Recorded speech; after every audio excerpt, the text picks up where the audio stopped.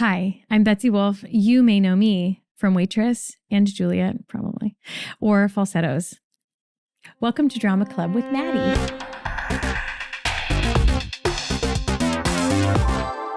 What's your sign, by the way? Do you have? I'm a Gemini, but I don't know much about it. Okay. Yeah, I don't know. You're a Gemini, right? You're a Gemini? Producer Nathanael. Yeah, producer Nathanael is a Gemini. Of it. That's you like really are a Gemini. I'm a Taurus, so we're close. I'm May 16th. Are you a May Gemini? June 1st. June 1st. Okay. Wait, you just wrapped opening night, John Cassavetes. They pulled you in last minute, right? Well, I signed on about 5 weeks before the project because the brilliant Laura Benanti, who I've been a fan of for ever. We need Laura on the pod, by the way. Yeah. You have to get her on. Yeah, we will. She's everything. She has been such a advocate for me, and I don't know. She's amazing. She saw me in Andrew. I've known her forever. I've done a couple, I've done one kind of fun little secret project with her. It was very fancy, and nothing ever ended up happening with it. Got it. It and was then a she saw me at Jeffrey Epstein's mansion. Yes, totally. That's completely what it was, right? Release the files. No. And then she saw me in Aunt Juliet and just started recommending me quite literally for anything that she couldn't do. And I was like, that is a woman that I love, because women who support other women, they are rare. We talk about that. That's a big theme. We got the crown over here. And so she couldn't do this incredible gig with obviously Patti LuPone. And so I texted her the very next day and I said, of course we all missed you. And I said, that will forever go down. I sang 2 songs with Patti LuPone.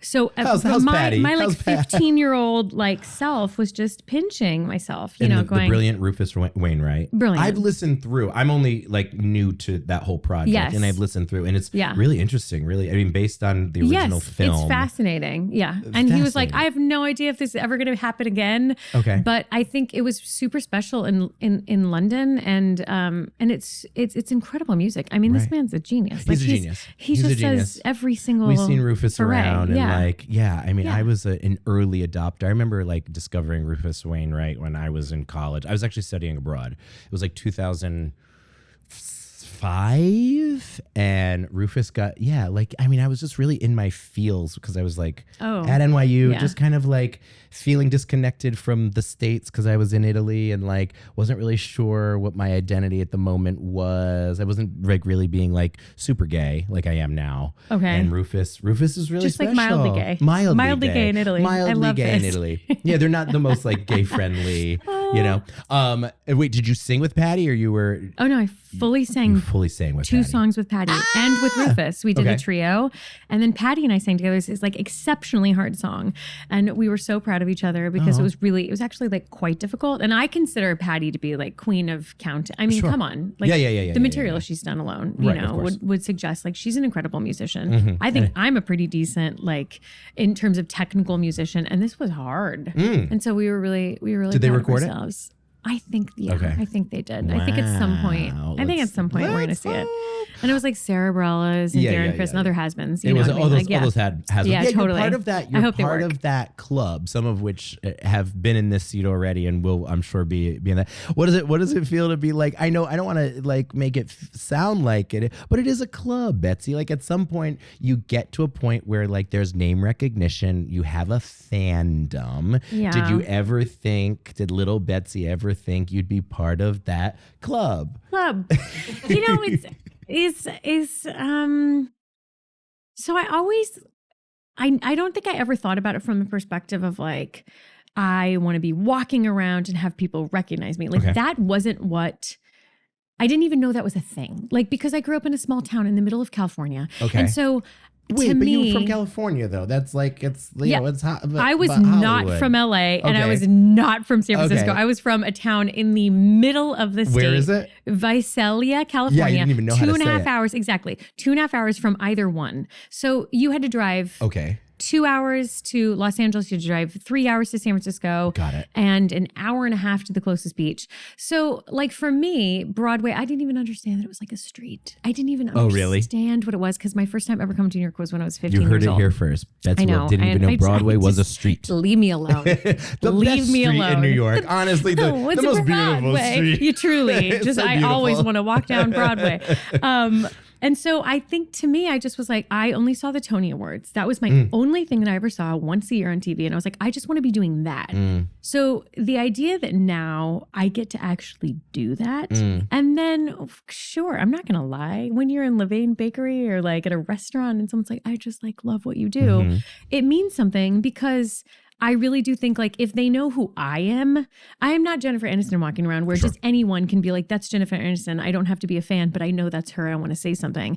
If someone recognizes me and sees me and takes the time to say something, I know it's because they like love Broadway. They love the arts community. And so that means something. It's not just like a general, thing. So yeah, it's very, very sweet. We talk about community a lot, and like there's something to be said about the theater community is like, you just know that if it's somebody that's part of the community, they kind of share that sensibility. Absolutely. This weekend we were with a friend of mine who works in the music industry, and we were talking about like the really big stars, the Mariahs, etc. Oh, sure. And like the truth is, and he works with a number of them, and I won't say who it is, but like he was just like, yeah, like the ones who are not like you, who are crazy, are the ones that like do the best, because they just have this delusion that's so like they believe that they've entered the world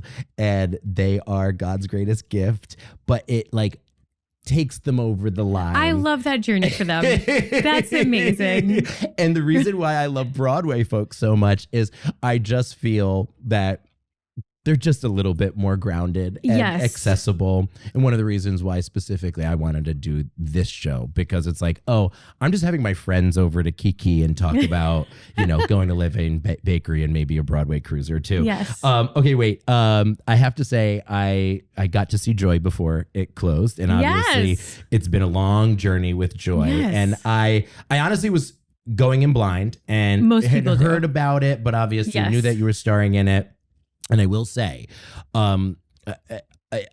Stranger Things on Broadway, take note, because the moment when you slice your hand on that bottle, everybody was like, that blood. That's true, that blood. It Your really good. timing with the Really stage good. blood, really Thank perfect. you so much. For those of you that didn't get a chance to see Joy, it is about Joy Mangano, who everybody knows is the creator of the Miracle Mop, as well as... Or you don't even know. Or you don't. You don't know the thousands of patents that she has, which is what's so nuts about it. It's nuts. You use something of hers. Of Joy. Every day. Did you... But most people don't know that. Did you have a journey with Joy, a relationship with Joy at this point? And now? Yeah, with her, the woman. Oh yeah, no, yes, I know her. Is she still on Long Island? She's still on Long Island. Can you do your? I've been to her house. No, I've been trying to get rid of it, Matty. No, it's really good though. It's really good. Long Island. Long I've been trying to get rid of it because I don't want to use it anymore. I found myself doing that the other day. I was like, because, and I was like. Take it out. Is that the word you would go back to like really set it? Yes. There was a Miracle Map. Yeah, there was a couple like things that I would listen to of hers that would just help like kind of instantly put me in it. Okay, no. So I did not have a Miracle Mop, but I will tell you what I've owned for almost 15 to 17 years. You know what I'm going to say. Yeah, go for it. Go for it. I know. The mini steamer. Yeah.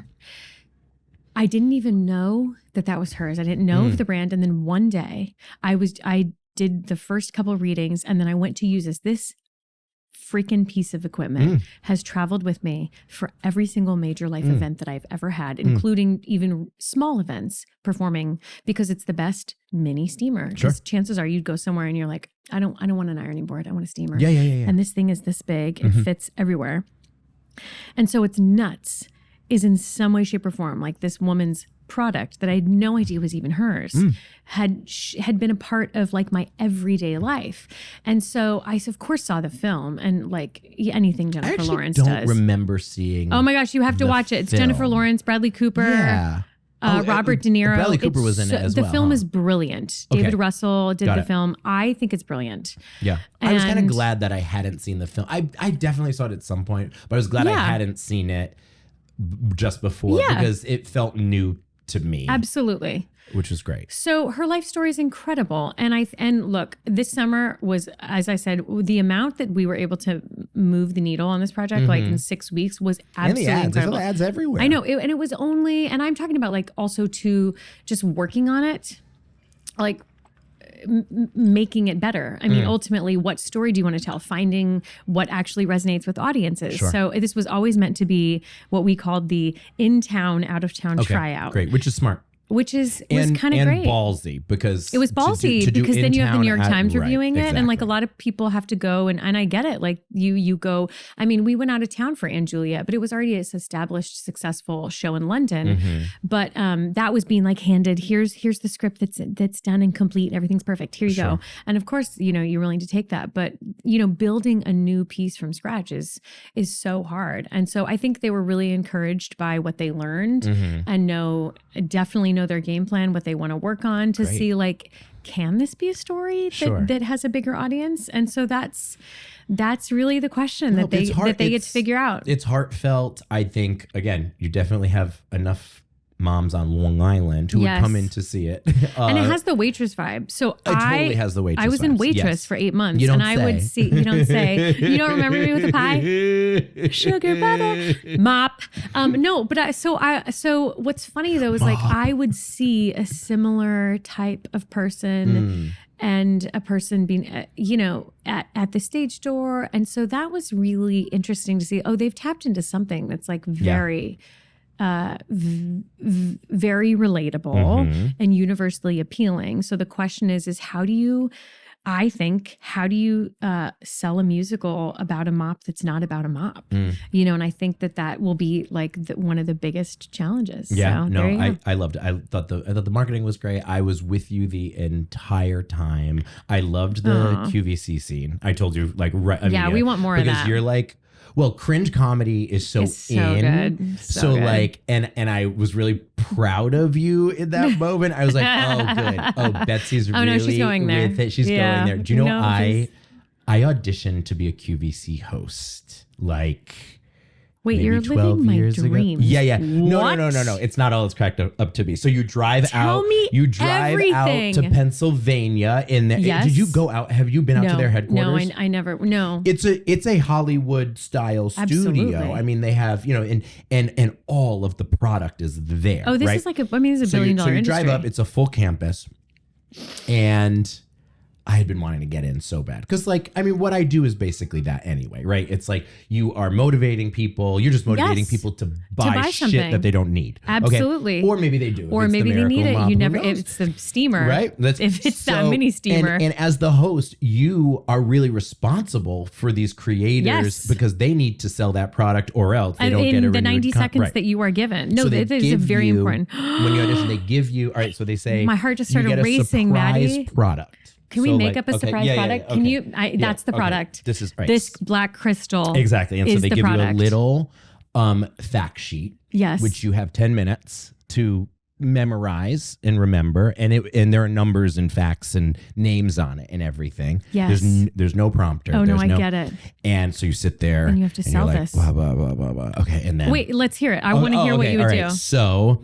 God, I don't even know. All right, so this crystal. So camera. Right, okay, camera. Right. Pick the camera. And then you're actually. I'm on it. Next. Give me one of them. Okay, give me one of your hold on. crystals. No, we're gonna give you another. We're gonna give you something. Actually, give her that. What's that spray bottle? Give her the spray bottle. I'm in. Give her the. No, it's by us kissing. Over there. Oh, perfect. Yeah, the perfume. Perfect. Shout out to I'm so Shout out gonna to- win. All right. Okay, go ahead. Okay. Go ahead. You first. Okay. Coach. Right. And so this is what you do. Let's hear it. Let's hear your pitch. Hey, friends from all over the United States. Now, have I got a find for you? You have never seen this amazing Mennonite. No, not Mennonite. Ammonite. Next. Wait. Next. Ammonite crystal. And I will tell you, do you know what the special sauce, Long Island, of this crystal is? Well, if you have this sitting on your mantle, you will have great sex. Only in December, though. 1 month only. And guess what? This price, we just discounted this to $2.99 for the rock for the Mennonite Ammonite rock. Yes. Call now. Hallelujah. Hallelujah. And that's why you Hallelujah. didn't get it. And that's why I Oh didn't my get it. Well, you know what they gosh. said? No, it was I was good with the toys. They had yeah. I had it was like a Bluetooth speaker that a suction cup, and I did great. But then I got to the women's fashion, and it was like I mean, Keds yeah. or something, and I just couldn't remember. I wasn't good. I'm a design gay and Yes. I'm a theater gay. You can't. That's a rule. You can't be all of them. Yeah, that's no, why you have they're a to Fab pick and Five. choose, Right, yeah. right. You have to pick and choose, and I like cook a little bit too. So like, but fashion is like not my thing, and so I got there, and they were like, "You're very energetic." And we'll have Code our right. Yeah, don't for- call us. We'll call you. Code Yeah, for yeah, yes. yeah, yeah. Okay, Okay. amazing. Now it's Oh my your turn. gosh. Now it's Okay. your right to camera. So here's the deal. I used to do this in my bathtub when I was a child. I would you're gonna pretend slay. I would pretend to sell like the shampoo bottles, the conditioner bottles, anything in the bathtub. This was when I was like 11 or Nuts. 12. Not Nuts. dramatic Nuts. at all. Right? Not dramatic. Okay, so this is my best thing. So this is what I'm selling. Is this my camera? Yeah. Okay, great. I absolutely cannot believe what we have today. Okay, here's the deal. Look at this. No, truly look at this. Coach, we know the brand, we know the name, and I wish you could feel this at home, the weight of this. Now, I want you to imagine this on your vanity and how beautiful this would be next to anything. This is going to elevate whatever is on your vanity. And I'm telling you, the smells that they have come up with, oh my gosh, this is good for the daytime.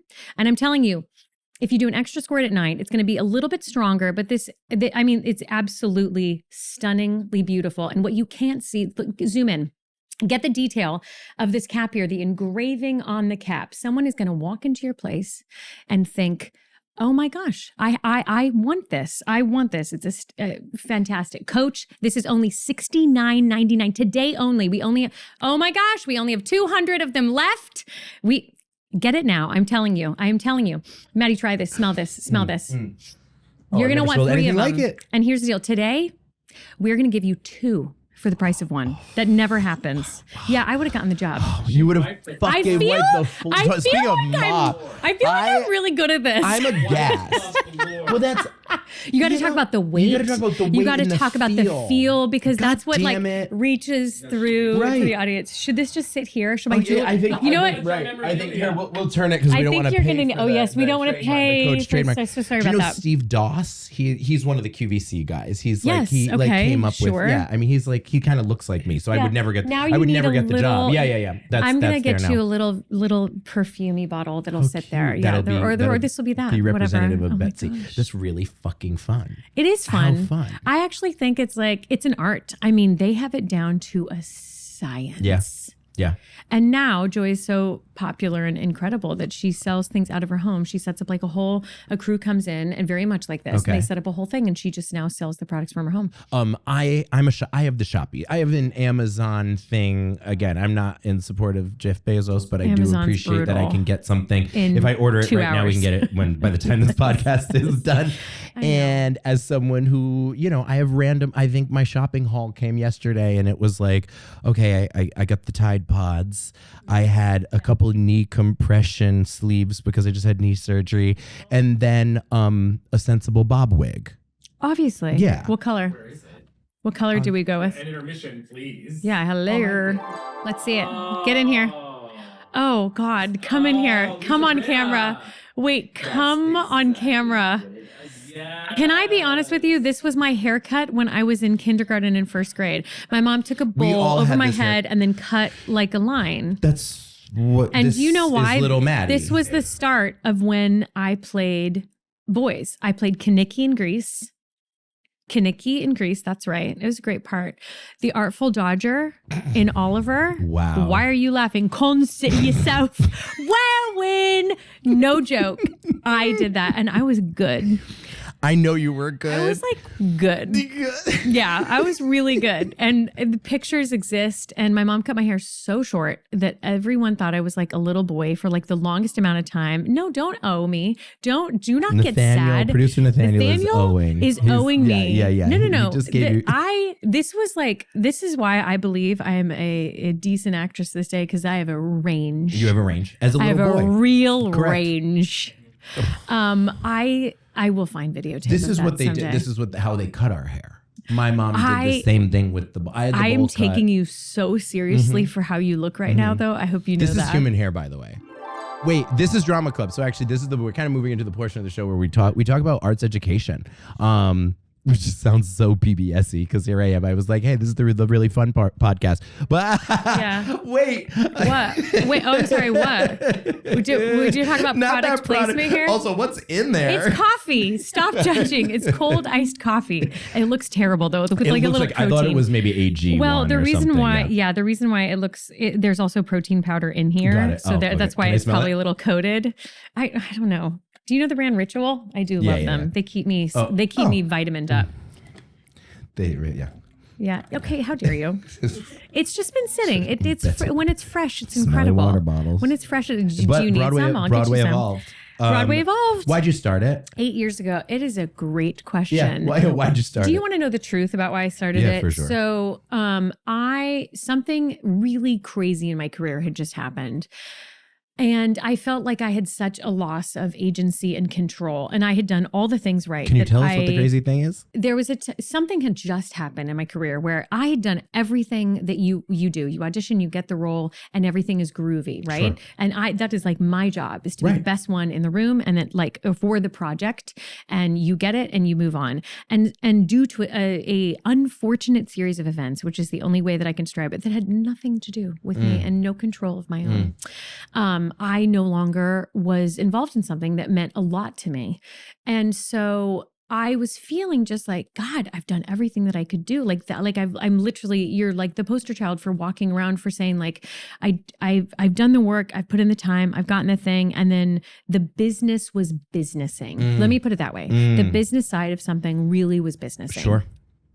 And so I just was like at such a loss, and I was just so bummed, and I was bummed with how everything was handled. And it was the first time that I really felt like, oh, I'm really seeing the business side of what we do. Yikes. And so my thought was, I had been teaching at programs all over, the United States for years, training programs, different types of programs. And I realized that all of them were just focused on kind of the performative aspect of like, we'll get you to Broadway, or this is how you do what you want to do, as opposed to cutting corners, or not cutting corners, but just like the technical side, and also just like eventually like this is your Broadway training camp, and the one goal is like to be on Broadway. But it wasn't really about like, who are you? What types of projects do you like? It left, all of these programs to me left out this huge component of like, who are you? What learning environments do you thrive in? How do I know if this is the college that's going to set me up for success? Okay. And it was more about like the holistic approach of like, I think the missing component was nurturing students and saying like, learning about who you are, what makes you curious, and teaching kids that even if you're not starring on Broadway, there's so many different adjacent paths that can bring you into the arts. And my hope was that if you are a lover of the arts first, and if you teach kids about community, and if you teach them about work ethic and being a good person on the planet, then through the arts, then no matter what they do, the goal is that they will be an industry change maker. And so what was happening to me at the time was like, well, you could do everything you want. You could sing the highest note you can, whatever. It doesn't matter. But I was hopeful that I could have some kind of even minor influence in that the next generation would care about everyone, would also learn how to set themselves up for success. And what we have found, because we're in our 8th year, is that no matter what kind of vocation they go into, like this kind of training really helps them. So they run parallel paths of like technical training, but also just personal development.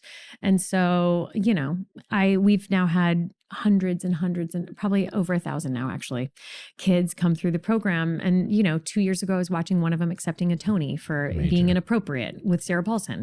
And then who was that? who our student? Yeah, yeah. Oh, Graham Campbell. Graham Campbell. And then, you know, we now have people who are in casting and who are like making a difference, you know, so it's really, it's so much bigger than I ever dreamed it to be. We now have a foundation. Our foundation does other work with schools in Queens. They come in, students from a bunch of different socioeconomic backgrounds will come in with grants. And they come in, they see shows, they work with Broadway artists. So this has grown to be huge. So much bigger than I ever imagined. It brings me so much joy, especially when this world gets crazy and the business gets crazy. Right. It's really cool. I did not realize that was the catalyst. I mean, you're like the poster child for, you know, life gives you lemons, make some lemonade, and you're making a difference. And what's the best part of working with the kids? You know, I'm going to ask you what the worst part is. Oh my gosh. I think seeing their like aha moments, because you have to remember, like these are kids. Many of them feel like outcasts at their school. So we take kids all over the world. They come, and so for many of them, they're in their drama clubs. They're in their drama clubs. We're right on message and some here. Some of them range from, I'm sure, like a super popular kid in their school to like extreme, like they feel like they are completely the one of the kind. They don't have any friends that understand their trajectory, and they love theater, and they don't have a home in their small hometowns, right? Like they don't feel connected. So they get to come to New York for a week and then meet what ends up being for many of them, I truly believe they will be lifelong friends. And I know that because our OGs, they still talk about how they're like in a group. They support each other even when they were going off to different colleges. And so for me, it's like, I feel like I'm part of connecting, you know, sometimes in their own terms, like outcasts who like come together and like find their people. And I just feel like I'm like, that's so cool that that we help them find their people. The theme of community. I mean, everybody wants to belong. And you also bring, I mean, every theater kid is going to, every, you know, grown theater kid will say, I was the outcast. I didn't feel like I belonged. Absolutely. You bring these amazing instructors that do. Yeah. Now they come I have very fancy friends. Very fancy friends. Many Tony winners. And that's winners, what really makes our program probably stand out is the types of people that I'm able to get. It's very much working professionals who very much like this podcast come in, and I have, you know, we talk about it before. I say like, I need you to take off any kind of like mask. I want these people to be shocked when you walk in the door. And then I want them to think, do they know absolutely they're coming in? Not. So we release a poster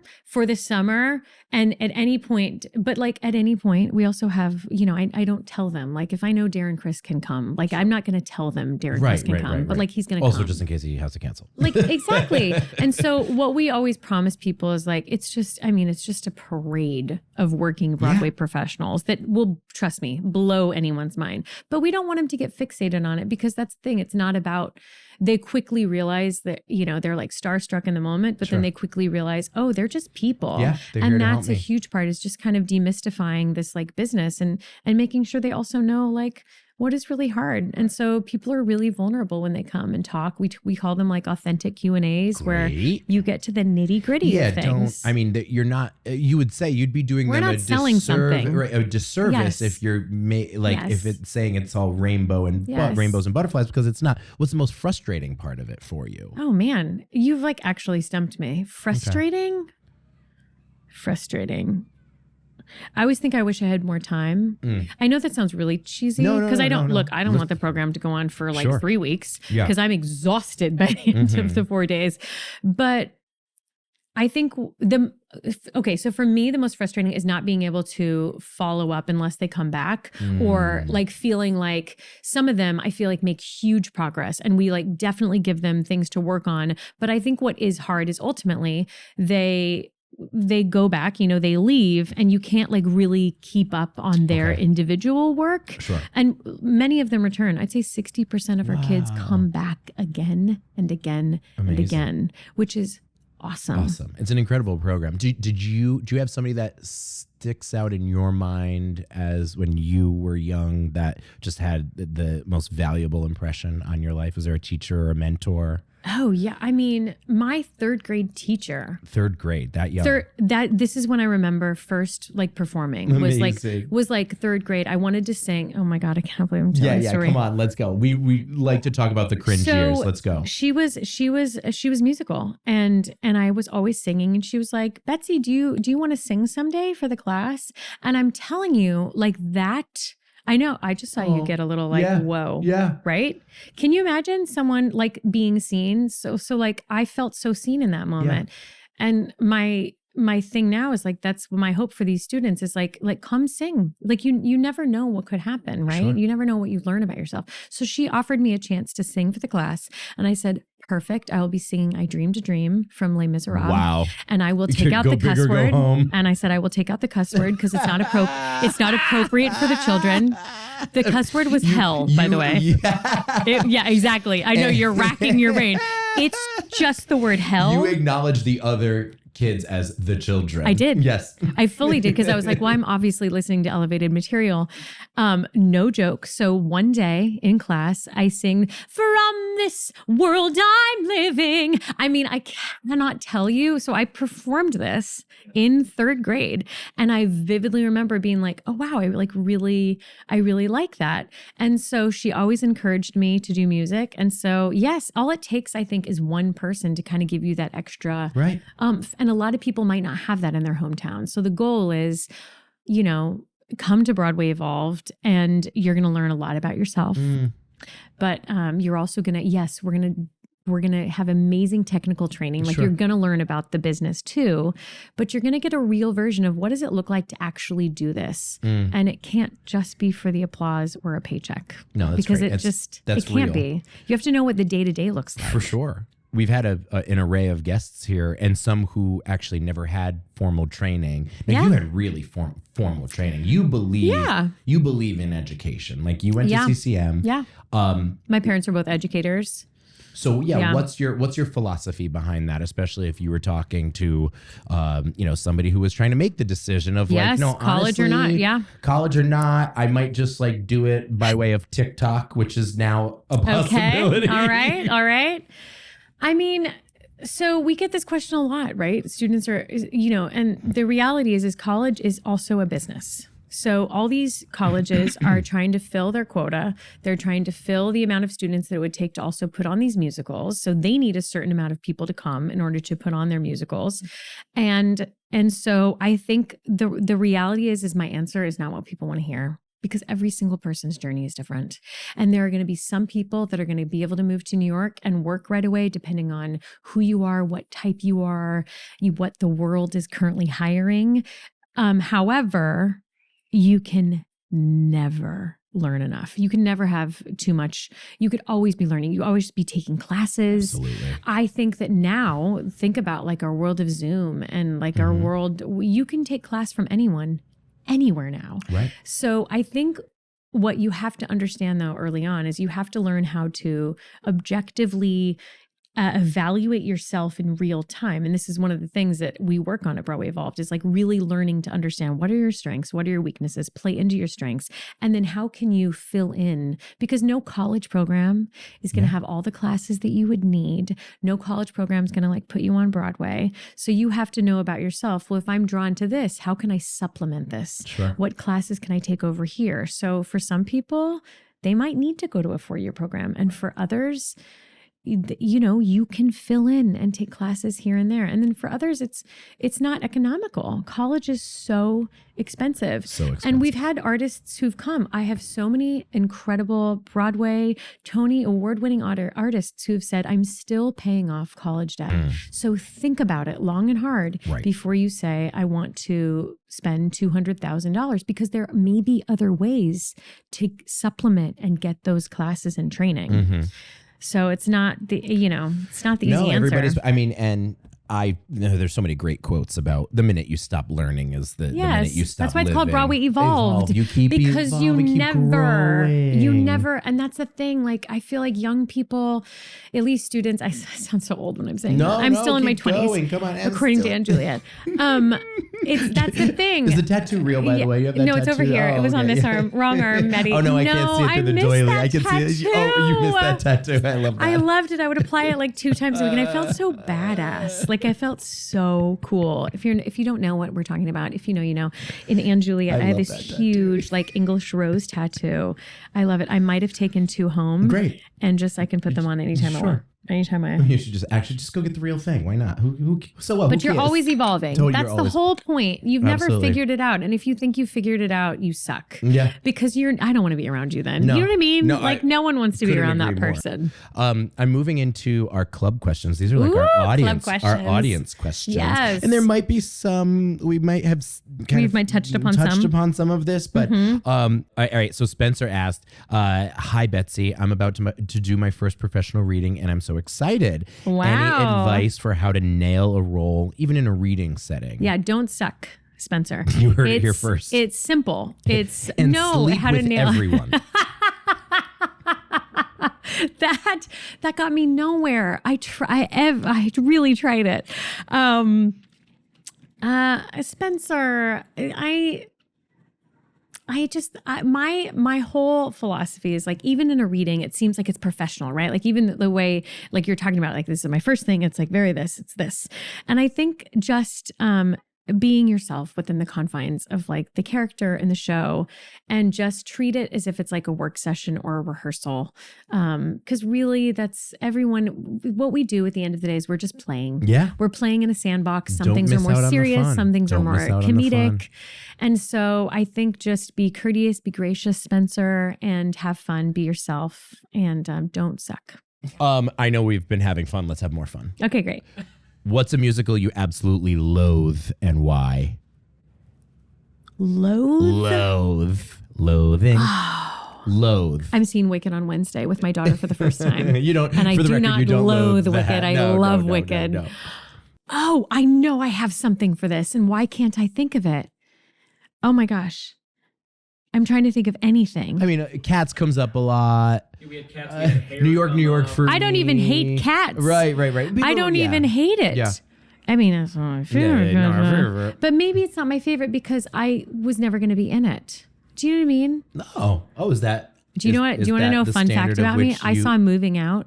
Okay. 10 times. Oh, you did? When I moved here, I was a Moving Out groupie. Wow. I would buy the $35 front row tickets. Really and do you good. know why? Yeah, it was why? because Is it a Billy Joel thing? I love Billy Joel. Okay. Have you seen the documentary? I haven't watched it. Watch it immediately. Okay. So I loved Billy Joel music, obsessed with Billy Joel music, but also it was featuring just dancers in the prime of their career. Yeah. John Celia, Elizabeth Parkinson, like dancers in their prime. Lauren Lataro, who now I work with. So like I knew every single cast member. Like I would like watch their faces. Did you stage door? 10 times. No, I never Oh, stage doored. Interesting. I'm so surprised. I don't know, but what would I do?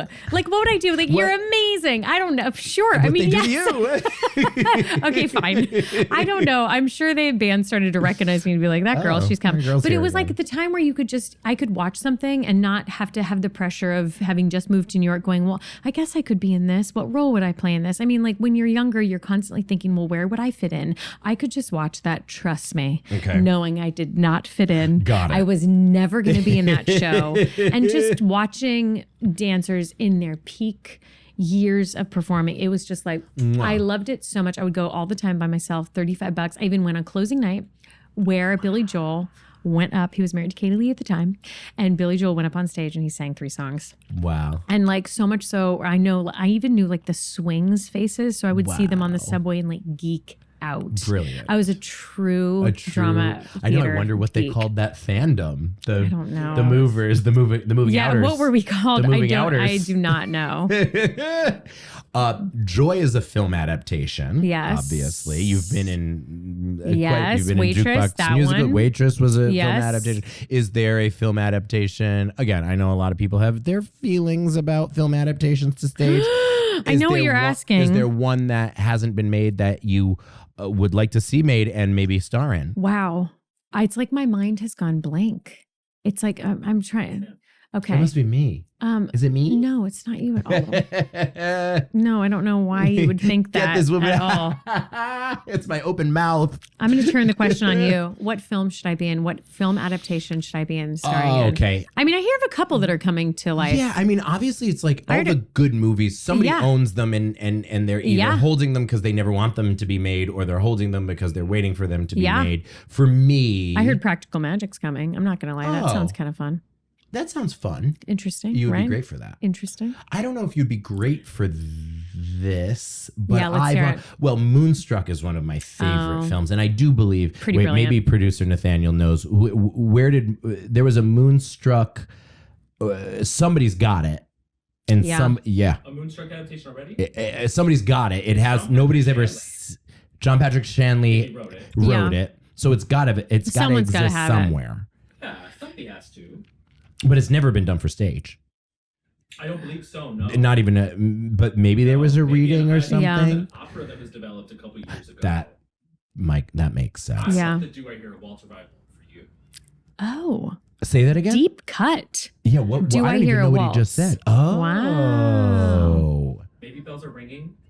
That would be fun. I do love a classic musical and turning it on its head. Mm-hmm. I think that's one of my specialties. It's like doing like an old fashioned show and then kind of tweaking it. I have been presented some of those that kind of keep coming in the ether, but none have been the right, I think, that hasn't excited me. Right. Yeah. It has to be a careful choice. And actually this is a good segue to like because jukebox musicals are really hard. Once again, people have hard. They have really strong opinions. You either love them. Yes. Obviously mass market commercial success or the real snobs hate them, right?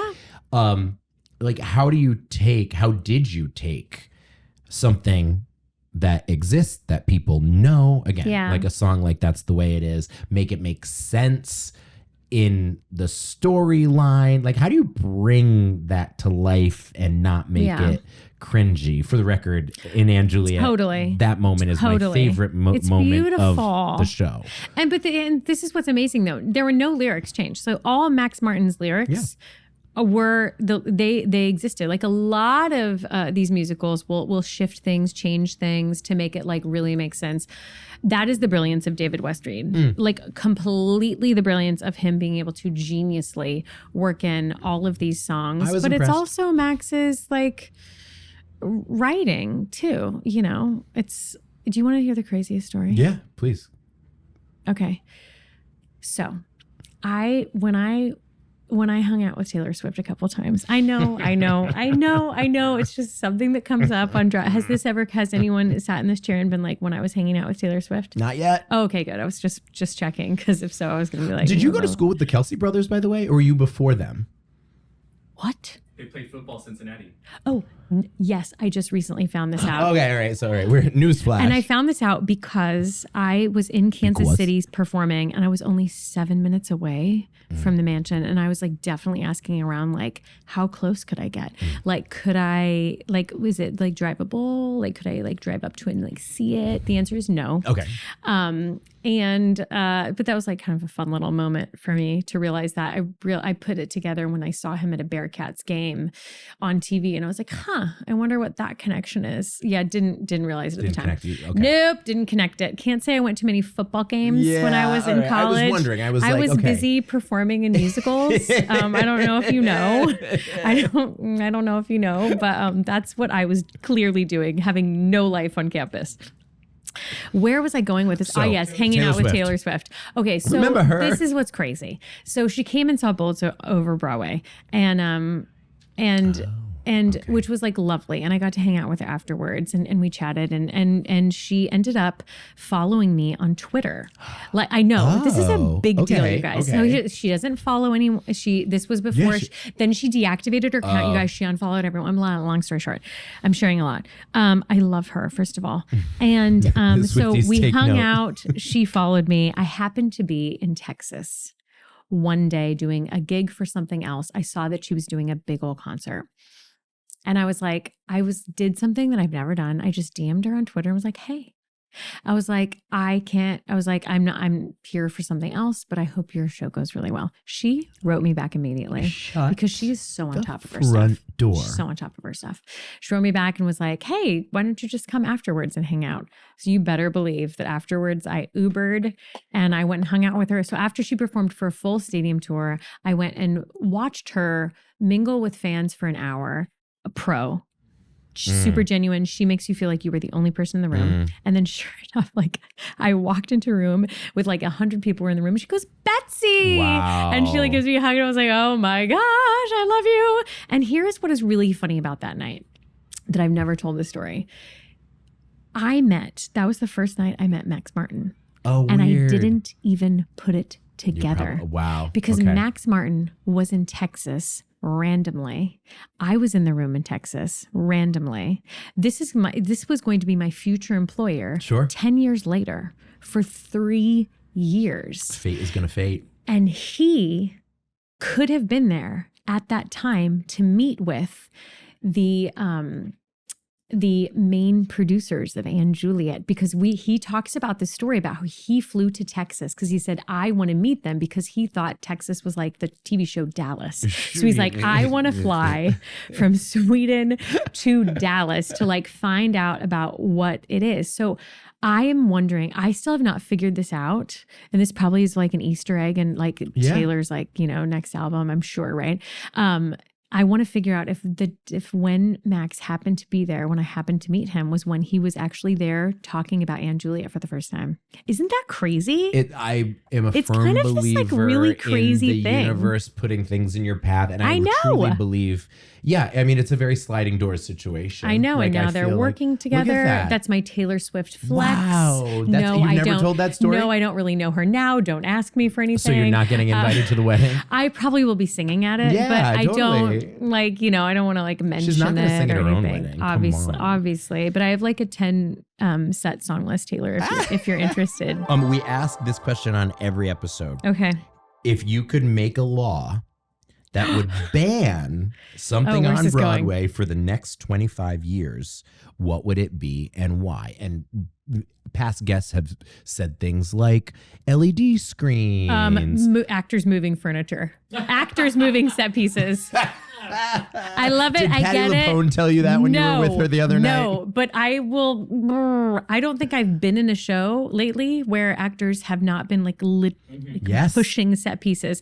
And we have a union for that. And I get it. Like, it's complicated. You don't want to do like a blackout like we all did in high school and junior high, like where they're like, bless a blackout, right? Like, it's scene change. Sure. Like, where did those go? I'll tell you where they went.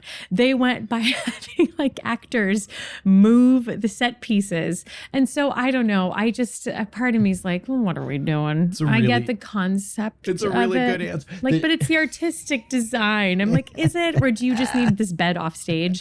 And the only way that you can do it is we just finished a song and now we push the bed off the stage. When Patti ever picked up that chair in Company, in the revival of Company, I said, Patti LuPone just moved her own chair. Mm-hmm. The whole Gypsy revival. Oh, that's right. Oh, it's incredible. Wait, did Audra move stuff around? Everybody. No, the Patti. Yeah. Moved around. Oh, the Gypsy revival. Yes. Got it. Wow. No, it is. That's a really good answer. It's an epidemic. It's an epidemic of actors. Hi, my name is Betsy Wolfe. I feel like we crossed the line now. And yes. Did you ever see Falsettos? I never saw it. That one was brilliantly done. That was a set piece that like I loved, and I actually think it like really, really worked. I'm not talking about Falsettos. It was like the cube, this amazing cube, and it was like the puzzle pieces and all the actors. We moved that. That's not what I'm talking about. That was artistic. Okay. That was creative. Sure. I'm talking about like just like in the full blown dark, like they're pushing off, beds and whatnot. It's a lot to ask. It's a lot to ask for bodies to be doing what they do 8 times a week. Totally. And then for them to be expected to put your bodies in different positions, I would ban that. That's a great thing to ban. There you go. Even on Peloton, I actually don't set up my weights. Somebody else sets them up for me. Yeah. I do pick them up then. Yeah, they're plastic. They're not really. They don't actually have weights. Inflatable. Yeah, they're inflatable. But yeah. I have a fun would you rather. Would you rather make people laugh or make people cry? Laugh. You kidding me? Because you are funny and you can do are you both. kidding me? And I am such a you're just sucker. really fucking funny. When someone tells me like, I didn't know how funny you were, it's like if I ever did drugs, that would be my drug. Great. Like getting Making that. people laugh. It is making a drug. people laugh. It is a drug. I'm not gonna lie. Yeah, do you remember like as a kid, like the first time you made like your parents laugh? Or Sure. Yeah. What were you? Did you have characters? No, I don't. Yeah. I don't know the first time. Oh, I have so many stupid characters that I do, including the ones I would do like in like the bathtub when you're like taking a shower and you're just like with this shampoo bottle. I would like sell things. I would come up with different characters of who would buy it.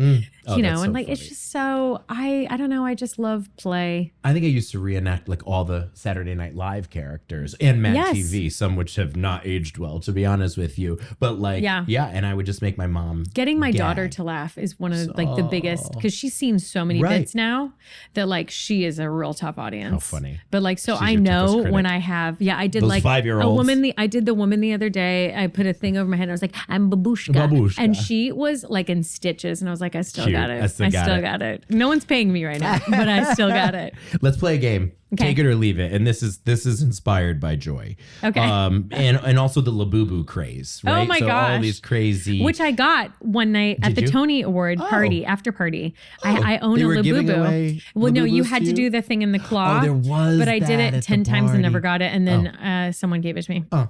Well, It was they like also pity, had you got a pity Well, they had a Labubu? Tony Award. It was Nathan who did the projections for Sunset Boulevard. Okay. He was carrying around a Tony Award, so he couldn't actually like hold the Hold the Labubu. So I Labubu. got the Labubu because they needed their hands a they little bit needed lighter. hands for the Tony Award. That makes So I sense. do have a Labubu. Ah, how cute. All right. Sure. Now, did you have these things or would you take it or leave it? Okay.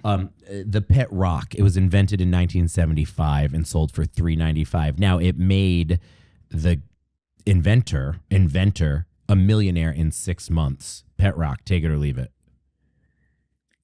Wait, how do we play this game? Do I take the money? No. Would you want a Pet Rock or leave the Pet Rock? Is this for buying it for $3.95? If you were Joy, yeah. Am I supposed to understand this game? Yeah, no, not at all. Am I supposed He to doesn't understand understand it what either. this is? Nope. Why I don't just I made it up understand the while I was point or the sleeping. premise? No, go back. So wait. So like I have to choose the Pet Rock for $3.99, knowing that it could become $1 million, or like literally I see a Pet Rock And you would want to buy it. You're like, yes, I am the type of person. Absolutely no. Okay, perfect. There we go. No. But you have a Labubu. That's what I'm saying. So don't judge. Oh, I see where this is going. Give it. But would you see have where this wanted a is going. Labubu in theory? I see where this is going. Let's move on. Okay. Beanie Baby.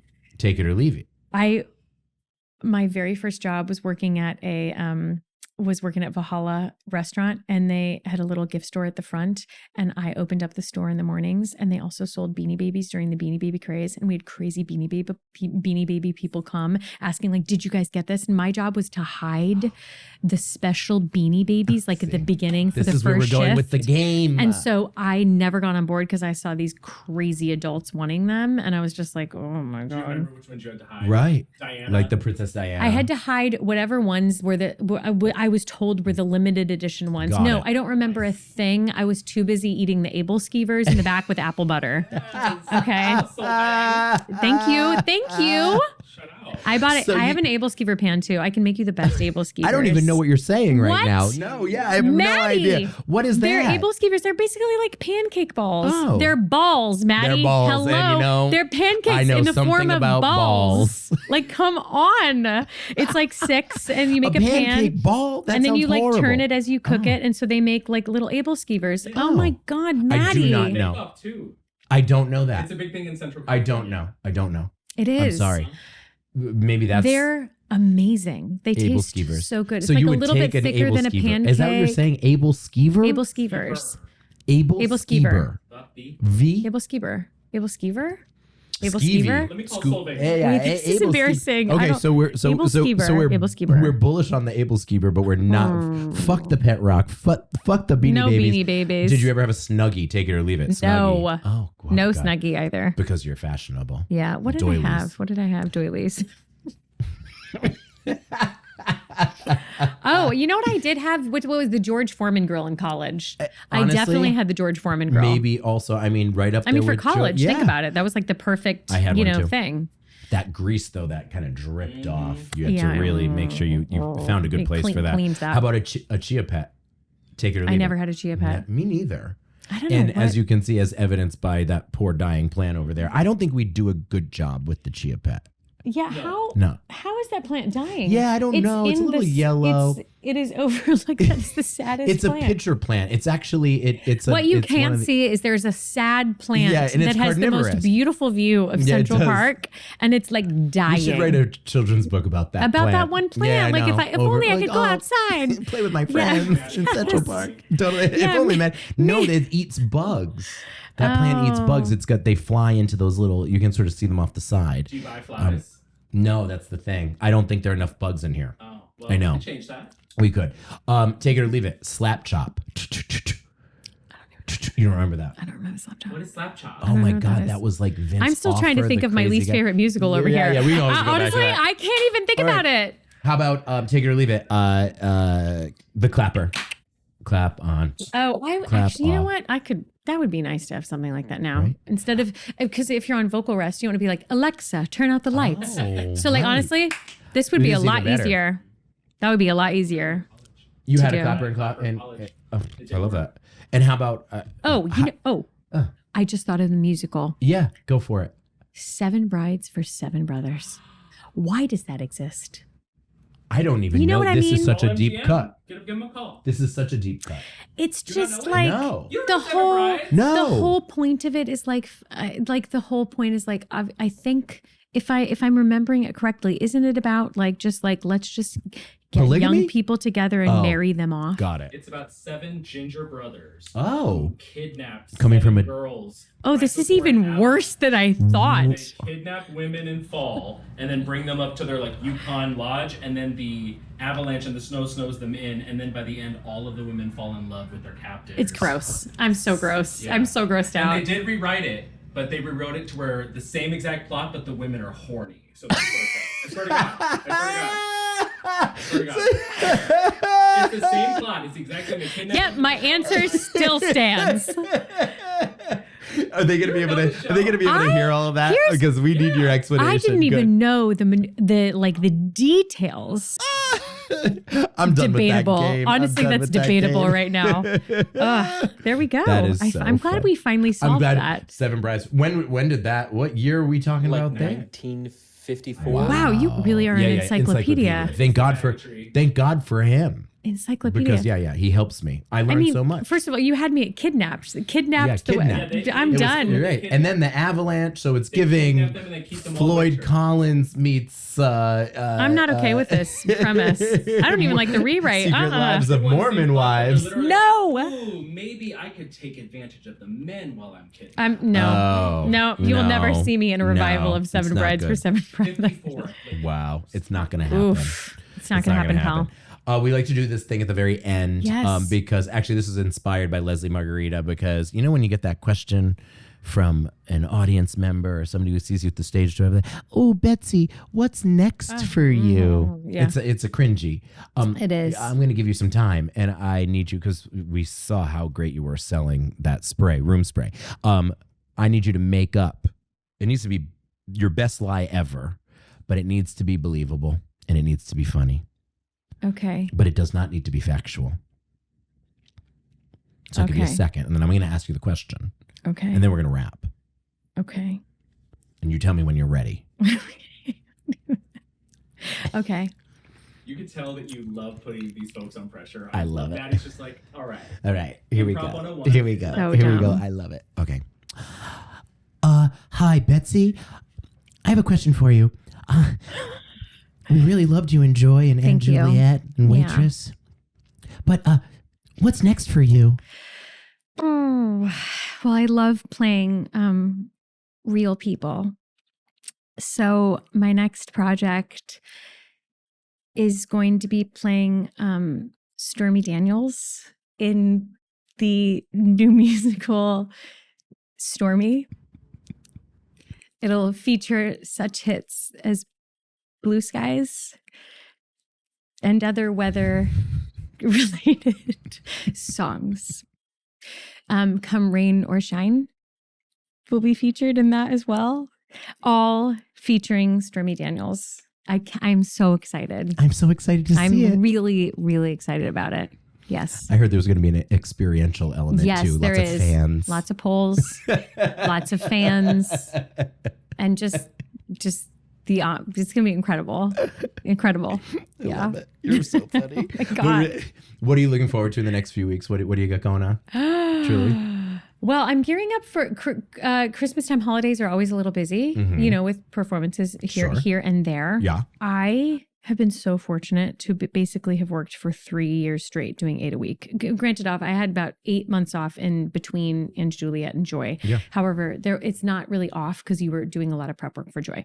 So this sounds really cheesy. I am looking forward to doing all the things that I don't get to do a lot in life, which is like I've been loving having dinners with friends. Yeah. I've been loving seeing shows. You walked across Central Park. I walked across Central Park today. I can't tell you the last time I did that. Last night, I organized a part of my closet that has sat for 3 years unorganized. And I can't tell you the satisfaction that came from organizing it. So I'm in a little bit of like I'm taking back ownership and control over like the little things that seem really, really mundane. I pick my daughter up from school every day. I'm loving that. I'm playmates. I cleaned a fish tank this morning. I wish I could tell you, but then like I get to have a life where I get to say, and I sang with Patti LuPone last week. So there's always things that pop up. I'm filming a special little thing for Wicked and YouTube on Thursday. So I'm very excited about that. It's Wicked season. I know it's Wicked season. It really, really is. Fast. So like there's things here and there. And I get to do this. Right. I get to do this. Ordinary. It's like, it's true. You just have to, again, I'm like a big Eckhart Tolle like fan. Yes. And just beauty in the ordinary and being present and just grounding yourself in things like walking across Central Park, things like organizing the socks. Oh my gosh. I love it. This was the most fun. I'm so We grateful. went for like a really long time. I know. I'm sorry. You're going to have some editing to do. Which is amazing. Don't edit out my perfume bottle. I swear to God, I'll kill you. Tell our listeners where to find you, follow you. Oh my gosh. Well, if you're not following me on Instagram, I don't know what's wrong with you because that's where we do things like the One Woman Ragtime Show. For real. I'm at B Wolfe Pack. Yeah, I'm around. She's I have around. a website. You heard it here. Betsy Wolfe. You know, she's around. She gets places. She gets that around. That is also a number in the Stormy Daniels yes, musical. Yes, she gets around. Yes, around. I'm here. Betsy Wolfe, I want to thank you so much for joining. You're officially amazing. A member of Matty's Drama Club. To all of our friends and listeners out there, you can find us on all the streaming platforms. Check us out on Spotify, Apple Music. Follow our YouTube channel, Instagram, and TikTok at Drama Club with Matty. Follow me at Matty Maggiacomo. Until next time, nerds, I'm Matty Maggiacomo, and thank you for listening to Drama Club with Matty. Stay weird. Stay weird. Matty, you're getting so professional. I know, so professional with your That I send-off. can do.